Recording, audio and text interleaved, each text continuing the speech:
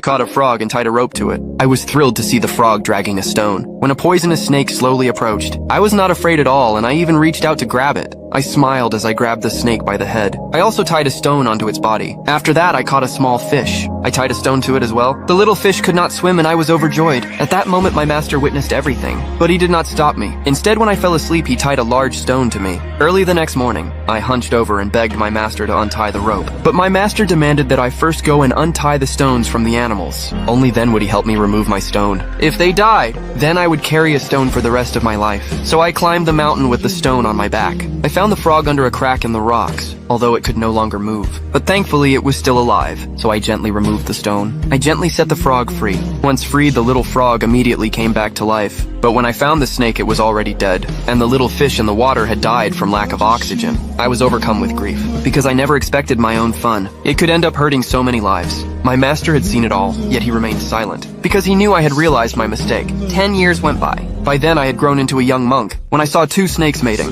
I gave a slight smile. Desire flickered in my eyes. At that time, a sick young woman arrived at the temple accompanied by her mother. They came to the temple to pray to the Buddha, but Annie was very weak. She needed to rest and recover before the Buddha, so her mother could only leave alone by boat. Annie stayed behind to heal. At night, Annie slept on the right side. There was an invisible wall between us in the middle. I slept on the left with my master. Before that, I had never seen a woman, so after my master fell asleep, I would find myself sneaking glances. Usually, Annie would sit at the door looking at the distant scenery. I would shyly walk up and tell her not to sit on the stone lion, because that would be disrespectful to the gods. So Annie would quietly leave, leaving me alone rubbing the stone lion with my hand. During prayers, Annie accidentally fell asleep. I hurried over and covered her with a blanket. Mesmerized by her face, I leaned in. Then I slowly slipped my hand under the blanket. Annie was startled awake. She slapped me hard. At that moment, I realized my mistake. I quickly knelt before the Buddha and begged for forgiveness. But Annie realized she had hit me too hard. She apologized and gently touched my face. At that moment, the master walked in. Annie hurriedly pulled her hand away in fear.